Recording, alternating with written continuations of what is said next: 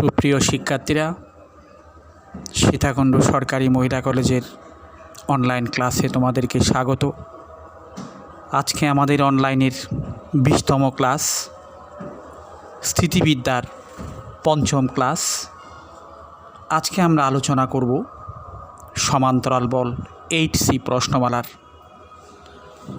প্রথমে আমরা পড়ব সমান্তরাল বল কাকে বলে। সমান্তরাল বল হচ্ছে যে সমস্ত বলের ক্রিয়ারেখা সমান্তরাল তাদেরকে সমান্তরাল বল বলে। মনে করো এগুলো এক একটা বল, এখানে প্রত্যেকটা বল সমান্তরাল বল, যেহেতু ক্রিয়ারেখাগুলো সমান্তরাল। মানে যে রেখায় ক্রিয়া করে এই রেখাগুলো যদি পরস্পর সমান্তরাল হয় তবে তাকে সমান্তরাল বল বলে।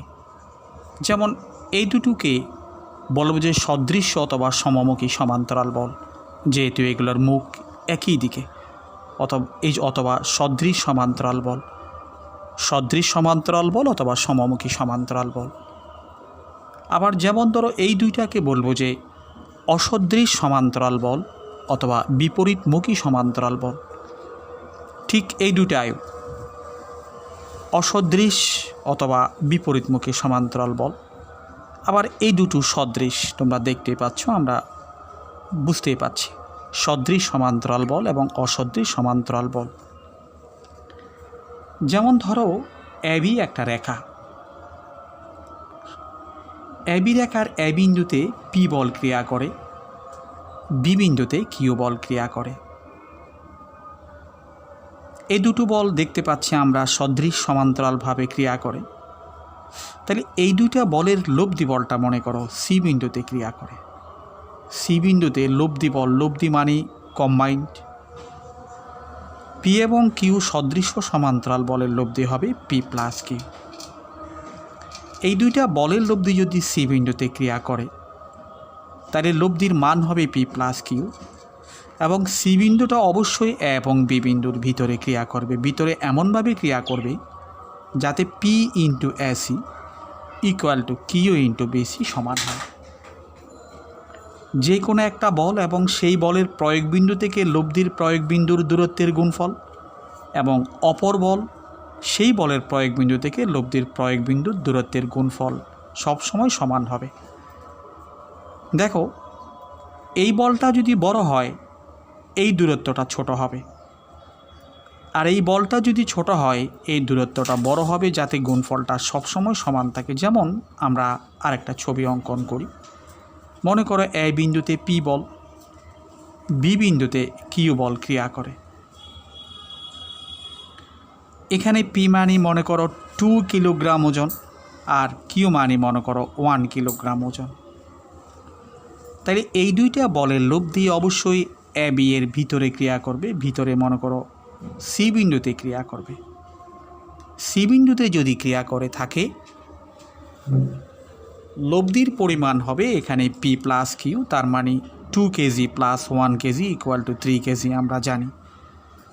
তখন এই সি বিন্দুটা এ বিকে 2:1 অনুপাতে বিভক্ত করবে। মনে করো এটা যদি 2 সেন্টিমিটার হয়, এটা হবে 1 সেন্টিমিটার। 2:1 নয়, একটু ভুল বলেছি, এটা 1:2 হবে, 1:2। এসি ইকুয়াল টু যদি 1 সেন্টিমিটার হয়, বিসি ইকুয়াল টু হবে 2 সেন্টিমিটার, যাতে 2:1 পি বল ইন্টু এই দূরত্ব ইকুয়াল টু কিউ বল ইন্টু এই দূরত্বের গুণফল যেন সমান হয়।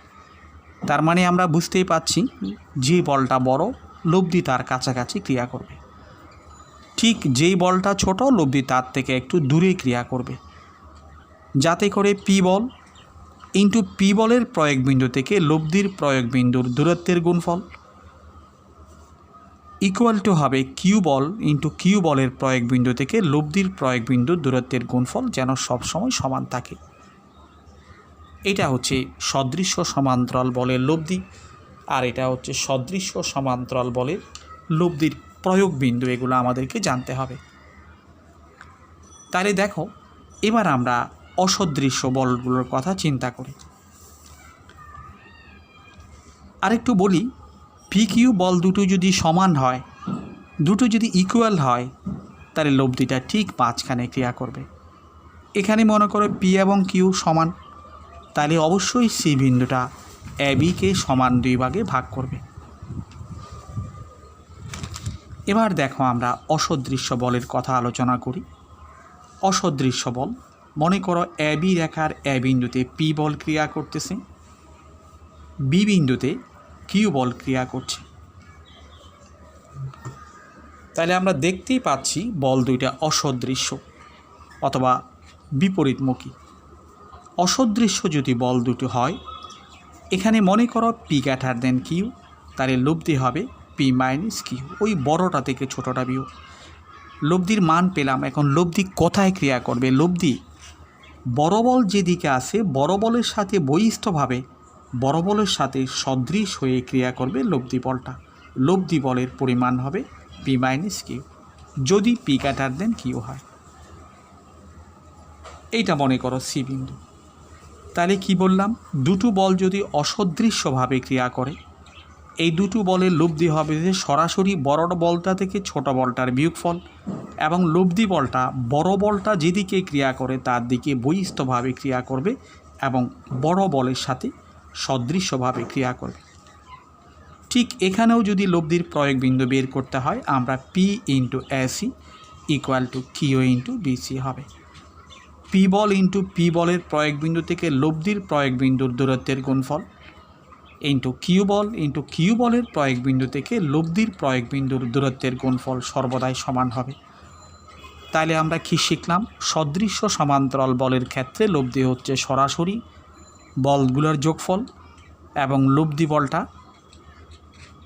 এ বি এর ভিতরে ক্রিয়া করবে, এমনভাবে ক্রিয়া করবে যাতে P into AC equal to Q into BC হয়। আর বল দুটো যদি অসদৃশ্য সমান্তরাল হয়, লব্ধি হবে পি মাইনাস কিউ।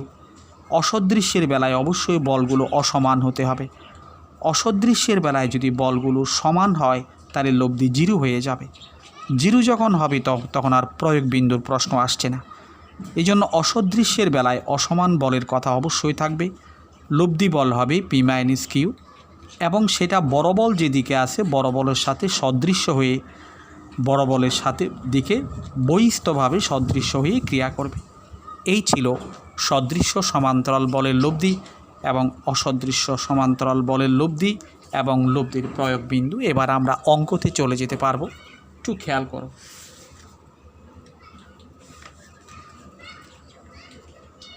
আমরা প্রথম যে অঙ্কটা করব সেটি প্রশ্নটা পড়ি, সেটি বইয়ের উদাহরণ 4।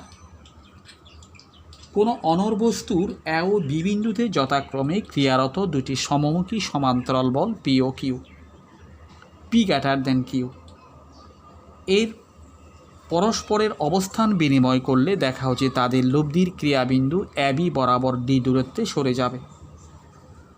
দেখো, মনে করো এটা এ বিন্দু, এটা বি বিন্দু।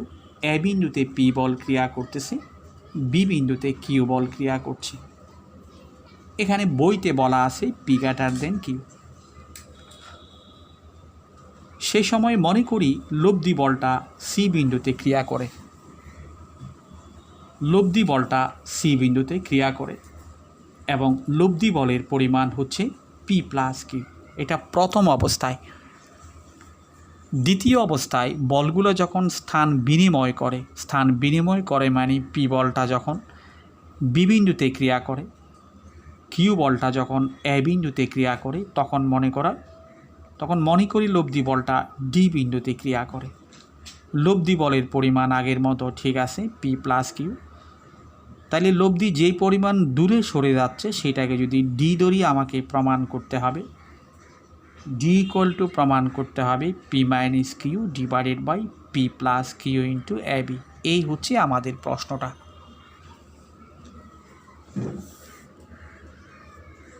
তাহলে দেখো আমরা কি বললাম, প্রশ্নটা একটু ক্লিয়ার করে ফেলো। আবারও প্রশ্ন যদি ক্লিয়ার না হয় প্রশ্ন ক্লিয়ার করতে হবে। এ বিন্দুতে পি বল বি বিন্দুতে কিউ বল যদি সদৃশ সমান্তরালভাবে ক্রিয়া করে, মনে করি লব্ধি বলটা সি বিন্দুতে ক্রিয়া করে। এটা প্রথম অবস্থায়।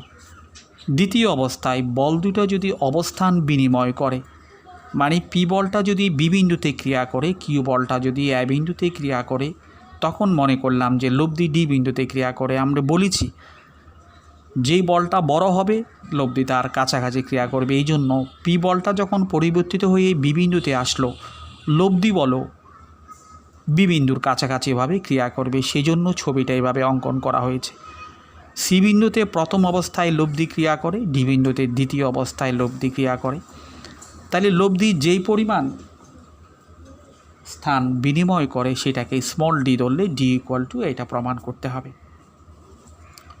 দেখো একটু করে আমাদের লিখতে হবে। মনে করি এ বিন্দুতে পি বল এবং বি বিন্দুতে কিউ বল সদৃশ সমান্তরালভাবে ক্রিয়া করায় লব্ধি বলটা সি বিন্দুতে ক্রিয়া করে। তখন আমরা লিখতে পারি পি ইন্টু এসি। ওই কথা বলার পরে আমরা লিখতে পারি equal to Q into BC. এইটার থেকে আমরা এসি বের করব। বিসিকে আমরা লিখতে পারি AB minus AC. AB minus AC এটা গুণ করে দিব। গুণ করে দেখো Q into AB minus Q into AC. Q into এসিকে আমি এইবারে নিয়ে আসবো। তাইলে P plus Q into AC equal to হচ্ছে কিউ ইন্টু এবি। ক্যালকুলেশানটা আশা করি আমরা বুঝতে পেরেছি। বিসিকে আমি লিখেছি এবি মাইনাস এসি, তারপর সুতরাং এসি এর মান পেলাম। এসি এর মান Q into AB divided by P plus Q. এসির মানটা বের করলাম প্রথম অবস্থা থেকে। এখন দ্বিতীয় অবস্থা কি? বলগুলো যখন অবস্থান বিনিময় করে, অর্থাৎ বি বিন্দুতে পি বল এবং এ বিন্দুতে যখন কিউ বল ক্রিয়া করে, মনে করি লব্ধি বল ডি বিন্দুতে ক্রিয়া করে। তাহলে দ্বিতীয় অবস্থায় আমরা কি লিখতে পারি? Q into AD equal to P into BD. অঙ্কটা বইতে করা আছে, আমি জাস্ট বুঝিয়ে দিচ্ছি যে তোমাদেরকে ওই কথাটা লিখতে হবে। কোন কথা? বলদ্বয় স্থান বিনিময় করে যখন এ বিন্দুতে কিউ বল এবং বি বিন্দুতে পি বল ক্রিয়া করে, তখন লব্ধি বল মনে করি ডি বিন্দুতে ক্রিয়া করে। তাইলে Q into AD equal to P into BD. এইটাকে আমরা লিখতে পারি, বিডিকে আমি লিখতে পারি AB minus AD. AB minus AD গুণ করব, এটা Q into AD plus P into AD গুণ করে আমি পক্ষান্তর করি P plus Q into AD equal to আমরা লিখব যে পি ইন্টু এবি। সুতরাং এখান থেকে এডি এর মান বের করব। AD equal to P into AB divided by P plus Q. এটাকে 1 নাম্বার দিতে পারি, এটিকে 2 নাম্বার দিতে পারি।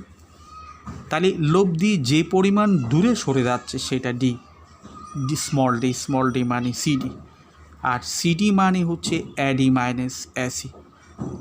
এডি মানে কত? এটা P into AP divided by P plus Q, আর এসি মানে হচ্ছে Q into AB divided by P plus Q. তাহলে আমরা এটাকে সাজিয়ে লিখতে পারি পি প্লাস কিউ যদি লসাগু হয়, উপরে P into AP minus Q into AB, তার মানে P minus Q into AB লিখতে পারি। আমাদের প্রমাণটা হয়ে গেল। সহজ অঙ্ক, কঠিন অঙ্ক নয়। এবার করব আমরা উদাহরণ 5-এর 2 নাম্বার অঙ্কটা করব। তোমরা দেখো উদাহরণ 5-এর 2।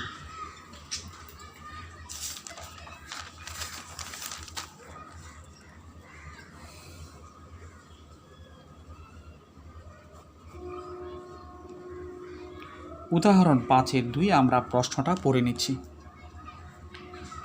এবিসি ত্রিভুজের এবিসি কৌণিক বিন্দুতে যথাক্রমে পি কিউ আর মানের 3টি সমমুখী সমান্তরাল বল ক্রিয়ারত আছে। তাদের লব্ধি ওই ত্রিভুজের অন্তকেন্দ্রে ক্রিয়া করলে দেখাতে হবে যে পি অনুপাত কিউ অনুপাত R equal to sine A অনুপাত সাইন বি অনুপাত সাইন সি। এগুলো 1, 2 একই অঙ্ক। 1 এবং 2 একই অঙ্ক, 2 করতে গেলে 1 করে আসতে হবে। মনে করলাম যে এটা একটা এবিসি ত্রিভুজ। এবিসি ত্রিভুজের এ বিন্দুতে পি বল, বি বিন্দুতে কিউ বল, সি বিন্দুতে আর বল। আমরা মনে করি এইভাবে মনে করতে পারি। মনে করি এ বিন্দুতে পি বলটা এইভাবে ক্রিয়া করে, বি বিন্দুতে কিউ বলটা এই বরাবর ক্রিয়া করে, সি বিন্দুতে আর বলটা এই বরাবর ক্রিয়া করে। ও হচ্ছে অন্তকেন্দ্র। অন্তকেন্দ্র অন্তকেন্দ্র কি? অন্তকেন্দ্রকে আমরা শিখে আসছি ত্রিভুজের যে কোনো কোণের অন্তদ্বিখণ্ডক অন্তদ্বিখণ্ডক ত্রয় যে বিন্দুতে ছেদ করে সেটাকে বলা হচ্ছে অন্তকেন্দ্র। যেমন দেখো, এডিটা এ কোণকে সমদ্বিখণ্ডিত করেছে, বি কোণকে সমদ্বিখণ্ডিত করেছে, সিএফ সি কোণকে সমদ্বিখণ্ডিত করেছে। অর্থাৎ ত্রিভুজের তিনটা কোণের অন্তদ্বিখণ্ডক ত্রয়ের ছেদবিন্দু হচ্ছে অন্তকেন্দ্র। আর আমরা যদি বৃত্ত অঙ্কন করি তখন এটা হবে অন্তবৃত্ত। এগুলো আমরা শুরুতেই পড়ে আসছি, স্থিতিবিদ্যার শুরুতে আমরা অন্তকেন্দ্র, পরিকেন্দ্র, ভরকেন্দ্র, লম্বকেন্দ্র এগুলো পড়ে আসছি। তাহলে দেখো, এ বিন্দুতে পি বল, বি বিন্দুতে কিউ বল, সি বিন্দুতে আর বল তিনটা সদৃশ সমান্তরালভাবে ক্রিয়া করে এবং ওদের লব্ধি ক্রিয়া করে অন্তকেন্দ্রে। লব্ধিটা ক্রিয়া করে অন্তকেন্দ্রে।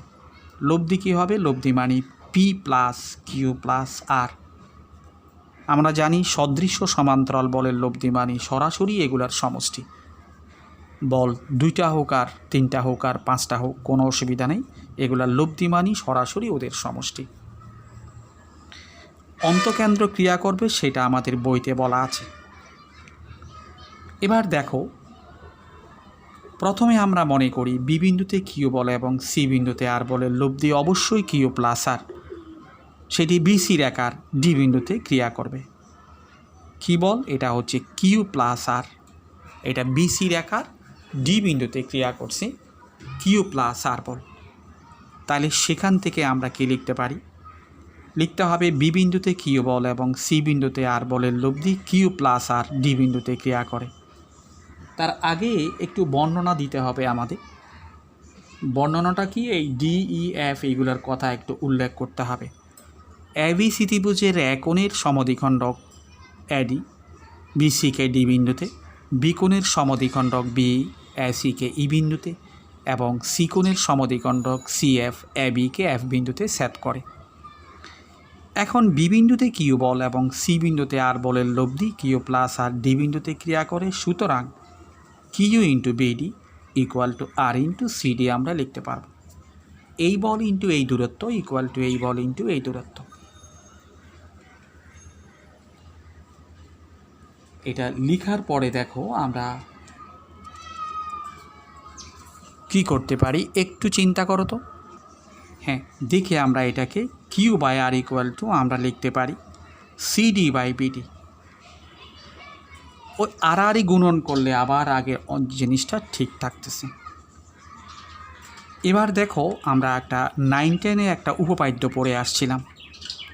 ত্রিভুজের যে কোনো কোণের সমদ্বিখণ্ডক তার বিপরীত বাহুকে ওই কোণ সংলগ্ন বাহু দুটার অনুপাতে বিভক্ত করে। ত্রিভুজের যে কোনো কোণের সমদ্বিখণ্ডক, মনে করো এবিসি ত্রিভুজের এ কোণের সমদ্বিখণ্ডক তার বিপরীত বাহু মানে বিসিকে ওই কোণ সংলগ্ন বাহুগুলোর অনুপাতে বিভক্ত করবে। তার মানে বিডি অনুপাত ডিসি ইকুয়াল টু এবি অনুপাত এসি। আবার যেহেতু এডি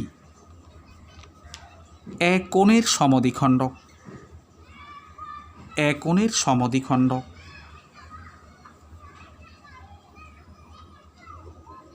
সুতরাং তোমার বিডি অনুপাত ডিসি ইকুয়াল টু এবি অনুপাত এসি, এটা আমাদের জানা আছে। অর বিডি বাই ডিসি অথবা CD equal to AB by AC. এগুলোকে যদি আমি ব্যস্তকরণ করে দিই, সিডি যে কথা, ডিসি একই কথা, সিডি লিখি বইয়ের সাথে মিলিয়ে মিলিয়ে লিখি এসি অনুপাত এবি। আর এসি মানে আমি জানি এসি মানে স্মল বি, আর এবি মানে স্মল সি। তাইলে আমরা এই ধারণাটা যদি 1 নংয়ে বসাই, সুতরাং আমরা লিখতে পারি Q by R equal to BC by AC, sorry Q by R equal to B by C, or Q by B equal to আমরা লিখতে পারি আর বাই সি। হারাহারি গুণন করলে আবার জিনিস একই, এটা একান্তরকরণ করলাম। তাইলে একটা আমরা বিস্তারিত প্রমাণ করলাম, কিউ এবং আরেকটা প্রমাণ করলাম।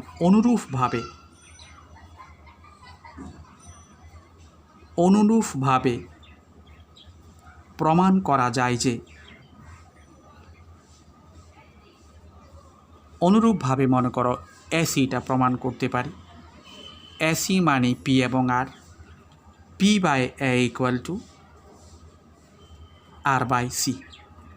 তাহলে এটা Q by B equal to R by C, এটা P by A equal to R by C. সুতরাং আমরা লিখতে পারি P by A equal to Q by B equal to R by C. এই প্রথমটা প্রমাণ হয়ে গেল। এখন দ্বিতীয়টা প্রমাণ করতে হবে। দ্বিতীয়টা প্রমাণের জন্য আমরা সাইন সূত্রতে যাব। আমরা জানি যে A by sine A equal to B by sine B equal to C by sine C. এটা আমরা জানি, ত্রিভুজের গুণাবলীতে জানি। ইকুয়াল টু আমরা কে মনে করি। তাহলে A by sine equal to যদি কে হয়, সুতরাং এ ইকুয়াল টু আমরা K into sine A, B equal to মনে করতে পারি কে ইন্টু সাইন বি, আর সি ইকুয়াল টু হচ্ছে কে ইন্টু সাইন এ। এই মানগুলো আমরা এখানে বসাবো, এটা সাইড নোটে থাকবে। এই মানগুলো যদি আমরা এখানে বসাই, আমরা লিখতে পারি যে P by K into sine A equal to Q by K into sine B equal to R by K into sine A. K দ্বারা ভাগ করে দিলাম, তাহলে P by sine A equal to Q by sine B equal to R by sine C. তাইলে আমরা লিখতে পারি P অনুপাত কিউ অনুপাত R equal to sine A অনুপাত সাইন বি অনুপাত sine C. P by sine A equal to Q by sine B equal to R by sine C. সুতরাং আমরা লিখতে পারি পি অনুপাত কিউ অনুপাত R equal to sine A অনুপাত sine B অনুপাত সাইন সি। আমাদের প্রমাণ হয়ে গেল। 5 নম্বরের পরে আমরা দেখো উদাহরণ 6। প্রশ্নটা আমরা আবারও দেখি। উদাহরণ 6টা দেখি। দুটি বিপরীতমুখী সমান্তরাল বল পি ও কিউ, বিপরীতমুখী, পি গ্রেটার দেন কিউ, যথাক্রমে এ ও বি বিন্দুতে ক্রিয়ারত। পি এবং কিউ এর প্রত্যেককে এক্স পরিমাণ বৃদ্ধি করলে তাদের লব্ধি ডি দূরত্বে সরে যাবে। যেমন ধরো এটা এ বিন্দু, এটা বি বিন্দু। এ বিন্দুতে পি বল ক্রিয়া করে, বি বিন্দুতে কিউ বল ক্রিয়া করে অসদৃশ্যভাবে, এবং আমাকে বলেছে পি গ্রেটার দেন কিউ, এই জন্য আমি এইভাবে অঙ্কন করেছি। তাহলে এ বিন্দুতে পি বল, বি বিন্দুতে কিউ বল যদি অসদৃশ্যভাবে ক্রিয়া করে, তাইলে লব্ধিটা মনে করি সি বিন্দুতে ক্রিয়া করে। লব্ধি বলের পরিমাণ কী হবে? P minus Q. এটা প্রথম অবস্থায়। দ্বিতীয় অবস্থায় বলা হচ্ছে যে পি এবং কিউ এর প্রত্যেককে যদি এক্স পরিমাণ বৃদ্ধি করা হয়, এই বলকে যদি পি প্লাস এক্স করা হয়, এই বলকে যদি কিউ প্লাস এক্স করা হয়, তখন মনে করো লব্ধি ডি বিন্দুতে সরে যাবে। লব্ধি তখন সিতে ক্রিয়া করবে না, ডিতে চলে আসবে। লব্ধির পরিমাণ কী হবে? P plus X minus Q minus X, তার মানে পি মাইনাস কিউ। তাহলে লব্ধি ডি পরিমাণ দূরে সরে গেলে আমাদের প্রমাণ করতে হবে যে এটাকে ডি বলেছে, প্রমাণ করতে হবে D equal to X minus P minus Q into A B. এ আমাদের প্রশ্নটা আবারও একটু রিভিউ করি। এ বিন্দুতে পি বল এবং বি বিন্দুতে কিউ বল যদি অসদৃশ্য সমান্তরালভাবে ক্রিয়া করে, যেখানে পি গ্রেটার দেন কিউ, লব্ধি বলটা সি বিন্দুতে ক্রিয়া করে, এটা প্রথম অবস্থায়। দ্বিতীয় অবস্থায় বলগুলোকে যদি এক্স পরিমাণ বৃদ্ধি করা হয়, এই বলকে যদি পি প্লাস এক্স করা হয়, এই বলকে যদি কিউ প্লাস এক্স করা হয়, তখন লব্ধিটা আরও দূরে সরে গিয়ে মনে করো ডিতে ক্রিয়া করলো।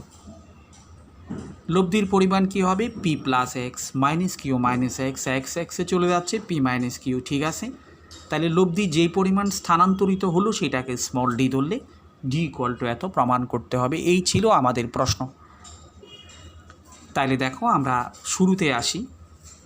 এ বিন্দুতে পি বল এবং বি বিন্দুতে কিউ বল অসদৃশ্যভাবে ক্রিয়া করায় লব্ধি বল পি মাইনাস কিউ সিতে ক্রিয়া করে। তাইলে আমরা লিখতে পারি P into AC equal to Q into BC, P into AC equal to Q into BC. আমি এখান থেকে এসি বের করব, এই জন্য আমি বিসিকে ভেঙে লিখব AB plus AC, AB plus AC. তাহলে গুণ করলে Q into AB plus Q into এসিটাকে আমি এই পারে নিয়ে আসব। তাইলে P minus Q into AC equal to Q into AB. এখান থেকে আমি এসি এর মান বের করতে পারলাম, Q into AB divided by P minus Q.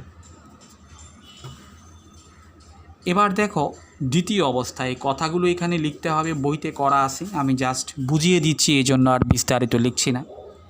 বল দুইটাকে যদি এক্স পরিমাণে বৃদ্ধি করা হয়, বৃদ্ধি মানে যেটা যেদিকে তার ডিরেকশান ঠিক থাকবে, শুধু বলগুলোকে বাড়িয়ে দিলাম। তাহলে এ বিন্দুর বলটা হচ্ছে পি প্লাস এক্স, বি বিন্দুর বলটা হচ্ছে কিউ প্লাস এক্স। তখন মনে করি লব্ধি ডিতে ক্রিয়া করে, তখন কি হবে? তখন হবে P plus X into AD equal to Q plus X into BD. তাইলে আমরা এখান থেকে এডি বের করব, এই জন্য আমরা বিডিকে আমরা ভেঙে লিখলাম, বিডি মানে এবি প্লাস এডি। গুণ করার পরে আমরা এডিটা এই পারে নিয়ে আসি, তখন হবে পি প্লাস এক্স, এখানে হবে P Q plus X into AB plus Q plus X into AD. এটাকে এই পারে নিয়ে আসি, তাহলে Q minus X into AD equal to হচ্ছে Q plus X into AB. সুতরাং এখানে এক্স এক্স চলে যাচ্ছে, এডি ইকুয়াল টু আমরা লিখতে পারি, এডি ইকুয়াল টু কি লিখতে পারি? Q plus X divided by P minus Q into AB, এটা লিখলাম। তাহলে লব্ধি যেই পরিমাণ দূরে সরে যায় সেটাকে যদি আমি স্মল ডি ধরি,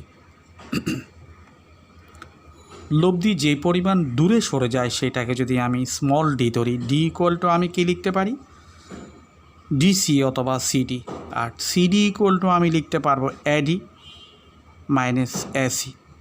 এডি এর মান আমরা পেলাম Q plus X by P minus Q into AB, আর এসি এর মান কি পেলাম? Q divided by P minus Q into AB. এবিটাকে আমি বাইরে কমন নিলাম, তাহলে লসাগু করলে এখানে পি মাইনাস কিউ, উপরে দেখো Q plus X minus Q, তা কিউ কিউ চলে যাচ্ছে, এক্স ইন্টু এবি হয়ে গেল আমাদের প্রমাণটা। সুতরাং লব্ধি যে পরিমাণ দূরে সরে যায় সেটা স্মল ডি ইকুয়াল টু হচ্ছে এডি মাইনাস এসি। এটা আমরা করে ফেললাম। এবার আমরা প্রশ্নমালাতে চলে যাচ্ছি। প্রশ্নমালার একটা অঙ্ক করছি, 1-7 নাম্বার অঙ্কটা করি। প্রশ্নমালার 1-7 নাম্বার অঙ্কটা আমরা একটু প্রশ্নটা পড়ি, তাইলে উত্তর করতে পারব। একজন লোক একটি লাঠি কাঁধের উপর আনুভূমিকভাবে স্থাপন করে এর এক প্রান্তে হাত রেখে অপর প্রান্তে ডাব্লিউ ওজনের একটি বস্তুকে বহন করছে। যদি তার কাঁধ হতে বস্তু ও হাতের দূরত্ব যথাক্রমে এ ও এক্স হয়, তবে প্রমাণ করো যে কাঁধের উপর চাপের পরিমাণ W into 1 plus A by X. এই যে এটা একটা লাঠি, এবি একটা লাঠি, এ প্রান্তে ডাব্লিউ ওজন ঝুলিয়ে, লাঠির এ প্রান্তে ডাব্লিউ ওজন ঝুলিয়ে বি প্রান্তে হাত দিয়ে টেনে ধরে রেখে সি বিন্দুতে লোকটা কাঁধে বহন করতেছে। মনে করে এটা সি বিন্দু। সাধারণত ফেরিওয়ালাগুলো এই ধরনের করে, এবি একটা লাঠি, এ বিন্দুতে ডাব্লিউ ওজন ঝুলিয়ে বি বিন্দুতে হাত দিয়ে টেনে ধরে রেখে সি বিন্দুতে কাঁধে বহন করতেছে। অবশ্যই কাঁধের উপর চাপ পড়তেছে, কাঁধে সেটা উল্টোমুখী প্রতিক্রিয়া বল দ্বারা স্থিতিশীল অবস্থায় রাখছে। এখন আমাদেরকে বলা হচ্ছে যদি তার কাঁধ হতে বস্তু, কাঁধ হচ্ছে এত, কাঁধ হতে বস্তুর দূরত্ব যদি এ হয়, এটা স্মল এ, এবং কাঁধ থেকে হাতের দূরত্ব যদি এক্স হয়, আমাদের প্রমাণ করতে হবে কাঁধের উপর চাপের পরিমাণ ডাব্লিউ ইন্টু 1+a/x। এই ছিল আমাদের প্রশ্ন। আবারও বলি, একজন লোক একটা লাঠির এক প্রান্তে ডাব্লিউ ওজন ঝুলিয়ে আরেক প্রান্তে হাত দিয়ে টেনে ধরে কাঁধে বহন করতেছে। আমরা মনে করলাম যে বি প্রান্তে পি বল দ্বারা হাত দিয়ে টেনে ধরে সি বিন্দুতে কাঁধে বহন করতেছে, আর কাঁধ থেকে বস্তুর দূরত্ব হচ্ছে এ এবং কাঁধ থেকে হাতের দূরত্ব হচ্ছে এক্স। এই পি বলটা কিন্তু ছিল না, আমরা মনে করলাম, সুতরাং লিখতে হবে মনে করি এ বি লাঠির, কোথায় অঙ্কটা, হ্যাঁ এ বি লাঠির, বইতে কি লিখেছে, হ্যাঁ এ বি লাঠির এ প্রান্তে ডাব্লিউ ওজন ঝুলিয়ে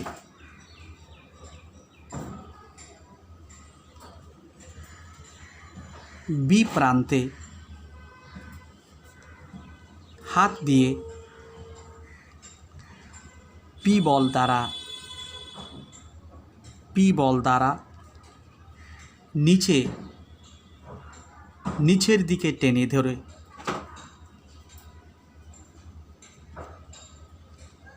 সি বিন্দুতে কাঁধে বহন করছে। একটু বর্ণনা দিতে হবে, কাঁধে বহন করছে। তাহলে দেখো আমরা কি লিখতে পারি, আমাদের বের করতে হবে যে কাঁধের উপর চাপের পরিমাণ এত, সুতরাং কাঁধের উপর চাপের পরিমাণ এই দুটোর সমষ্টি হবে ডাব্লিউ প্লাস পি হবে। সুতরাং কাঁধের উপর চাপের পরিমাণ ডাব্লিউ প্লাস পি।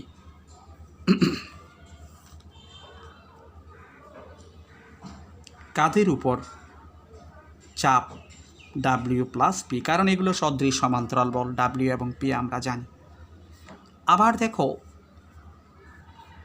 এই দেখো এ বিন্দুতে ডাব্লিউ বল, বি বিন্দুতে পি বলের লব্ধি সি বিন্দুতে ক্রিয়া করছে, সুতরাং W into AC equal to P into BC.